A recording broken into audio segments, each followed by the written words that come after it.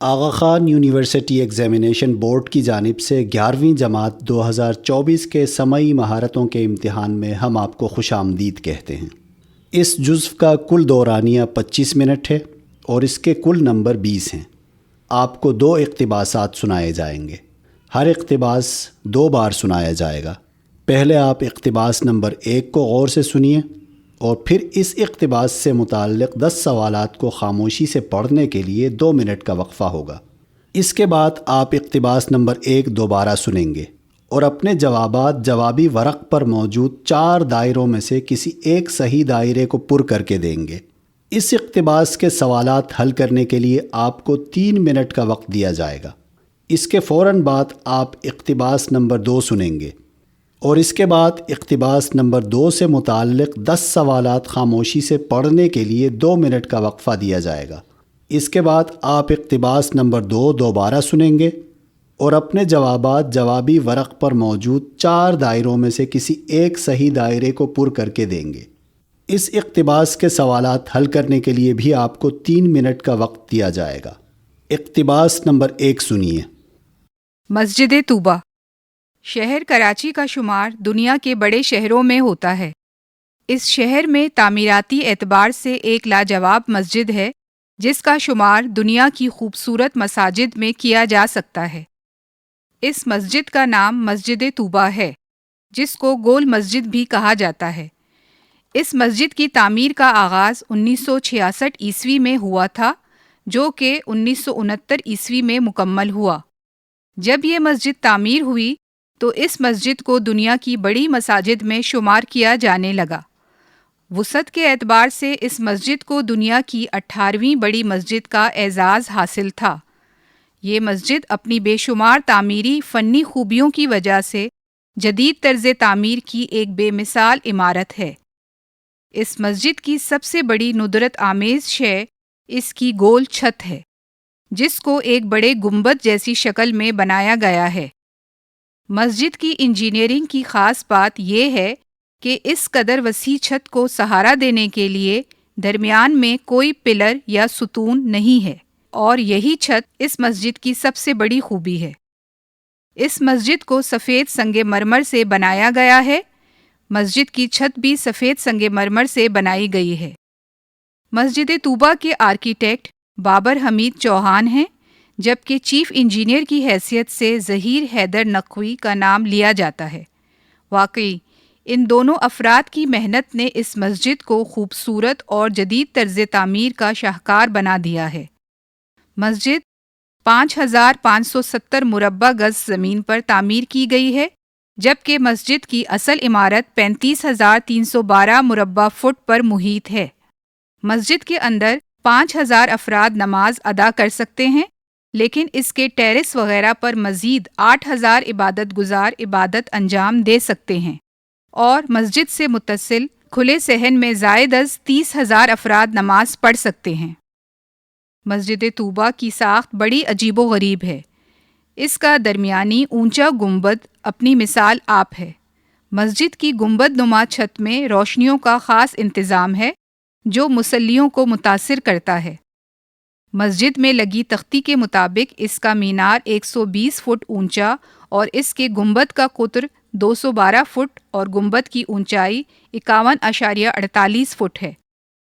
اس مسجد کی تعمیر کے وقت سب سے زیادہ خیال صدائیات کا رکھا گیا۔ مسجد کے ایک کونے میں کی گئی ہلکی سی سرگوشی بھی دوسری جانب بآسانی سنائی دینے لگتی ہے۔ مسجد طوبہ کے سامنے صحن میں بڑا خوبصورت حوض بنا ہوا ہے۔ مسجد کے اندر ٹائلز میں شیشے لگائے گئے ہیں۔ شیشوں سے ہٹ کر بقیہ جگہ کو عقیق سلیمانی اور عقیق الیمانی سے مزین کیا گیا ہے۔ اب آپ ہی بتائیے کہ اس دلکش ماحول میں جب عقیدت مند اندر پہنچ جاتا ہے تو کیا محسوس کرتا ہوگا؟ میں سمجھتا ہوں کہ اس کا دل اللہ کی جانب کھنچنے لگتا ہے اور وہ یہ محسوس کرنے لگتا ہے جیسے مسجد کے وسیع گنبد سے لمحہ بلمحہ اللہ کی رحمت اتر کر نہ صرف اس کو بلکہ تمام نمازیوں کو تر بتر کرتی، ان کے وجود میں سرایت کرتی چلی جا رہی ہے۔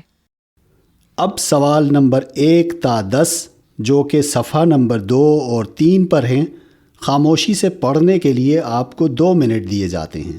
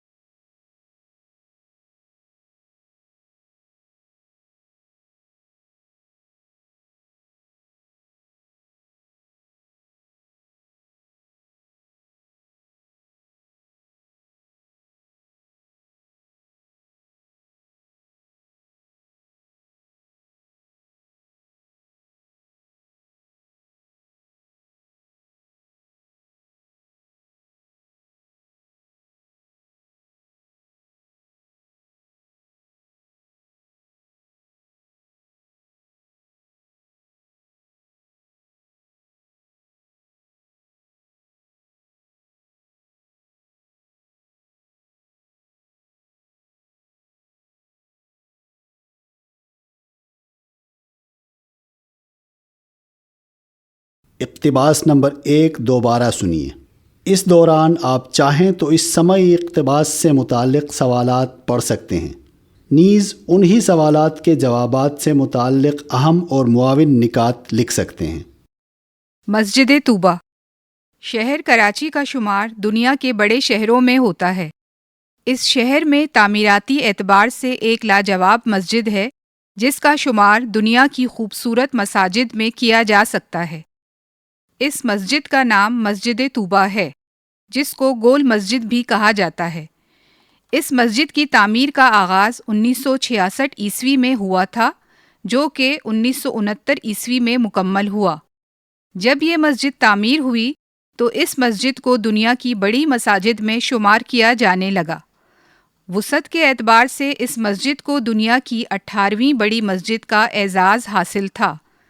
یہ مسجد اپنی بے شمار تعمیری فنی خوبیوں کی وجہ سے جدید طرز تعمیر کی ایک بے مثال عمارت ہے۔ اس مسجد کی سب سے بڑی ندرت آمیز شے اس کی گول چھت ہے، جس کو ایک بڑے گنبد جیسی شکل میں بنایا گیا ہے۔ مسجد کی انجینئرنگ کی خاص بات یہ ہے کہ اس قدر وسیع چھت کو سہارا دینے کے لیے درمیان میں کوئی پلر یا ستون نہیں ہے، اور یہی چھت اس مسجد کی سب سے بڑی خوبی ہے۔ اس مسجد کو سفید سنگ مرمر سے بنایا گیا ہے۔ مسجد کی چھت بھی سفید سنگ مرمر سے بنائی گئی ہے۔ مسجد طوبہ کے آرکیٹیکٹ بابر حمید چوہان ہیں، جبکہ چیف انجینئر کی حیثیت سے ظہیر حیدر نقوی کا نام لیا جاتا ہے۔ واقعی ان دونوں افراد کی محنت نے اس مسجد کو خوبصورت اور جدید طرز تعمیر کا شاہکار بنا دیا ہے۔ مسجد 5570 مربع گز زمین پر تعمیر کی گئی ہے، جبکہ مسجد کی اصل عمارت 35,312 مربع فٹ پر محیط ہے۔ مسجد کے اندر 5,000 افراد نماز ادا کر سکتے ہیں، لیکن اس کے ٹیرس وغیرہ پر مزید 8,000 عبادت گزار عبادت انجام دے سکتے ہیں، اور مسجد سے متصل کھلے صحن میں زائد از 30,000 افراد نماز پڑھ سکتے ہیں۔ مسجد طوبہ کی ساخت بڑی عجیب و غریب ہے۔ اس کا درمیانی اونچا گنبد اپنی مثال آپ ہے۔ مسجد کی گنبد نما چھت میں روشنیوں کا خاص انتظام ہے جو مصلیوں کو متاثر کرتا ہے۔ مسجد میں لگی تختی کے مطابق اس کا مینار 120 فٹ اونچا اور اس کے گنبد کا قطر 212 فٹ اور گنبد کی اونچائی 51.48 فٹ ہے۔ اس مسجد کی تعمیر کے وقت سب سے زیادہ خیال صدائیات کا رکھا گیا۔ مسجد کے ایک کونے میں کی گئی ہلکی سی سرگوشی بھی دوسری جانب بآسانی سنائی دینے لگتی ہے۔ مسجد طوبہ کے سامنے صحن میں بڑا خوبصورت حوض بنا ہوا ہے۔ مسجد کے اندر ٹائلز میں شیشے لگائے گئے ہیں۔ شیشوں سے ہٹ کر بقیہ جگہ کو عقیق سلیمانی اور عقیق الیمانی سے مزین کیا گیا ہے۔ اب آپ ہی بتائیے کہ اس دلکش ماحول میں جب عقیدت مند اندر پہنچ جاتا ہے تو کیا محسوس کرتا ہوگا؟ میں سمجھتا ہوں کہ اس کا دل اللہ کی جانب کھنچنے لگتا ہے اور وہ یہ محسوس کرنے لگتا ہے جیسے مسجد کے وسیع گنبد سے لمحہ بلمحہ اللہ کی رحمت اتر کر نہ صرف اس کو بلکہ تمام نمازیوں کو تر بتر کرتی، ان کے وجود میں سرایت کرتی چلی جا رہی ہے۔ اب آپ کو سوالات حل کرنے کے لیے 3 منٹ کا وقت دیا جاتا ہے۔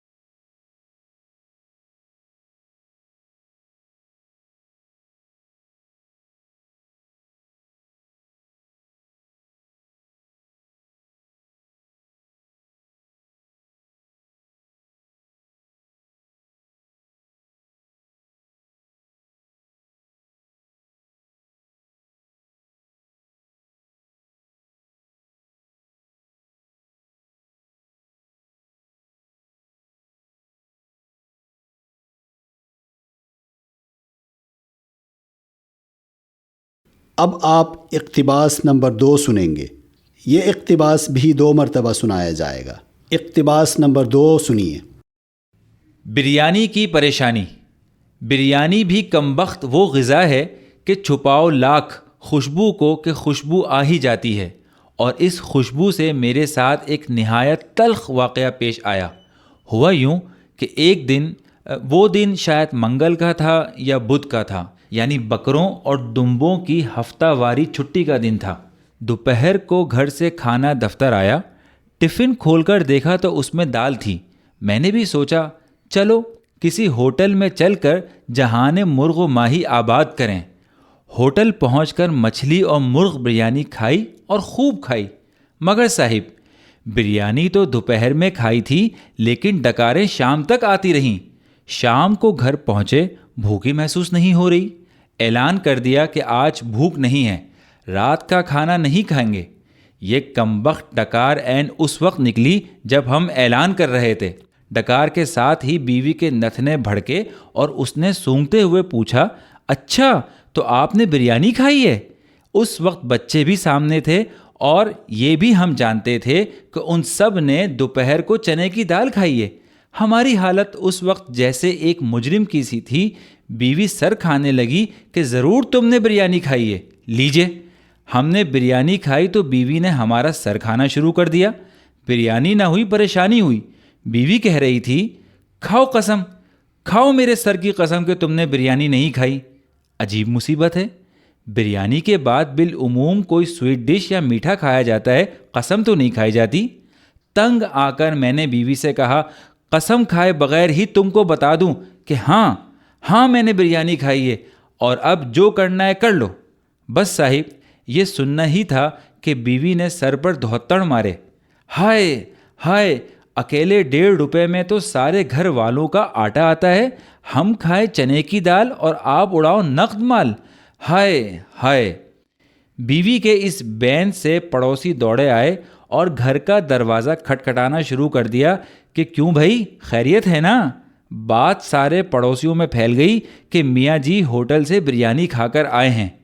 پڑوسی کھسر پھسر میں لان تان کر رہے تھے کہ عجیب خود غرض آدمی ہے، بال بچے روکھی سوکھی کھائیں اور اکیلا بریانیاں اڑاتا ہے۔ بڑی شرمندگی ہوئی اور میں نے کان پکڑ کر توبہ کی، بہتر ہے کہ آپ بھی توبہ میں میرے ساتھ شامل ہو جائیں، کیونکہ ایک آدمی اکیلا 10 آدمیوں کا کھانا کھا جائے تو 10 آدمی بھوکے رہتے ہیں۔ اللہ تبارک و تعالی کسی کو بھوکا نہ رکھے۔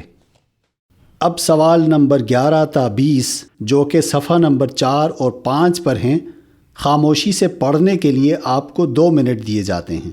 آپ سے جب تک کہا نہ جائے صفحہ نمبر 5 نہیں پلٹیں گے۔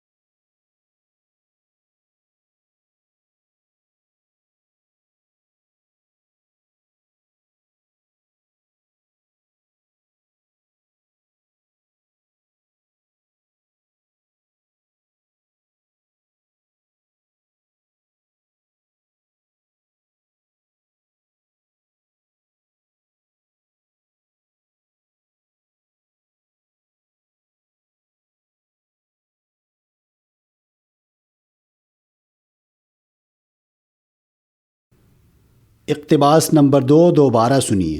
اس دوران آپ چاہیں تو اس سمعی اقتباس سے متعلق سوالات پڑھ سکتے ہیں، نیز انہی سوالات کے جوابات سے متعلق اہم اور معاون نکات لکھ سکتے ہیں۔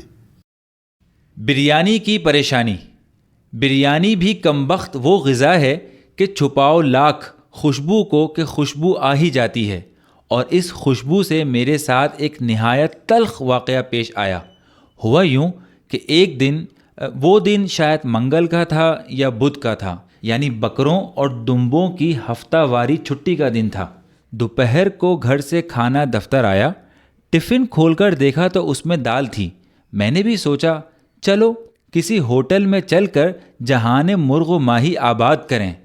ہوٹل پہنچ کر مچھلی اور مرغ بریانی کھائی اور خوب کھائی، مگر صاحب بریانی تو دوپہر میں کھائی تھی لیکن ڈکاریں شام تک آتی رہیں۔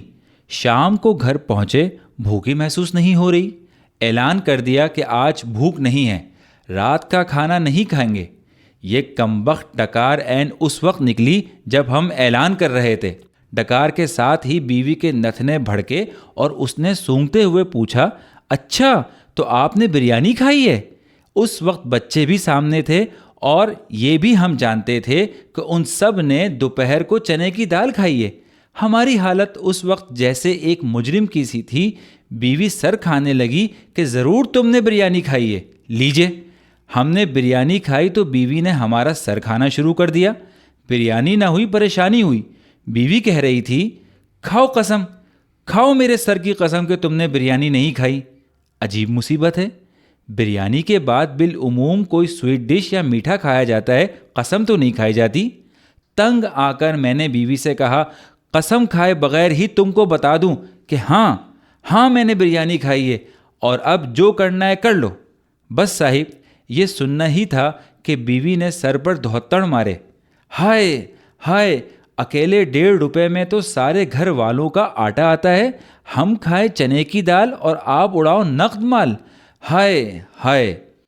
بیوی کے اس بین سے پڑوسی دوڑے آئے اور گھر کا دروازہ کھٹکھٹانا شروع کر دیا کہ کیوں بھائی، خیریت ہے نا؟ بات سارے پڑوسیوں میں پھیل گئی کہ میاں جی ہوٹل سے بریانی کھا کر آئے ہیں۔ پڑوسی خسر پھسر میں لان تان کر رہے تھے کہ عجیب خود غرض آدمی ہے، بال بچے روکھی سوکھی کھائیں اور اکیلا بریانیاں اڑاتا ہے۔ بڑی شرمندگی ہوئی اور میں نے کان پکڑ کر توبہ کی، بہتر ہے کہ آپ بھی توبہ میں میرے ساتھ شامل ہو جائیں، کیونکہ ایک آدمی اکیلا 10 آدمیوں کا کھانا کھا جائے تو 10 آدمی بھوکے رہتے ہیں۔ اللہ تبارک و تعالی کسی کو بھوکا نہ رکھے۔ اب آپ کو سوالات حل کرنے کے لیے 3 منٹ کا وقت دیا جاتا ہے۔